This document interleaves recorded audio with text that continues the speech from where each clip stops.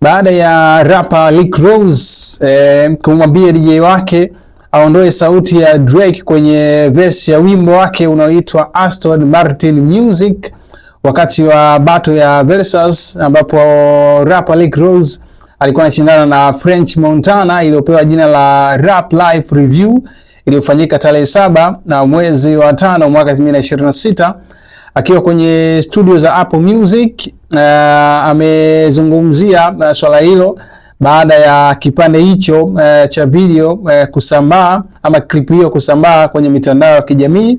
ambacho ameonekana na Rick Ross akiwa anajisafisha kwa Drake, kitu ambacho kimetafsiriwa ni kama analeta unafiki fulani hivi, kwa maana ya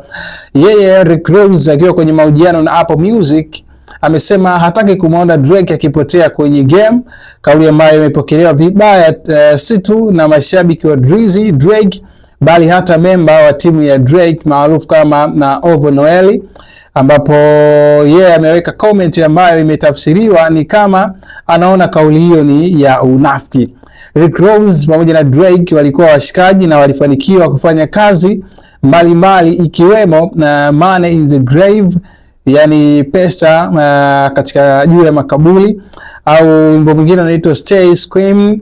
lakini pia kuna wimbo unaitwa Decide Pineapple, alafu na nyingine nyingi ambazo walifanya, lakini wawili hao walionekana kutoelewana mwaka 2024 wakati wa diss track ya Kendrick Lamar na Drake ilipopamba moto, kwa maana ni bifu ambayo iliwagawa baadhi ya watu. Lakini pia na hawa ni watu ambao wameshawahi pia kuvutana baada ya Drake kucomment kwenye ndege ambayo inahusiana na rapper Rick Ross ambaye anazungumzia private jet yake ambayo iliharibika, na afu Drake akaenda kucomment pale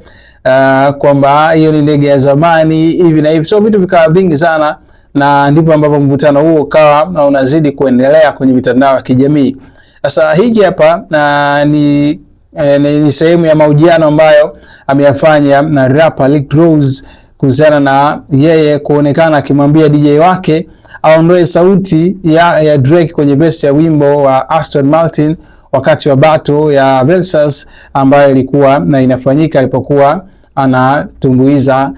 huo wimbo.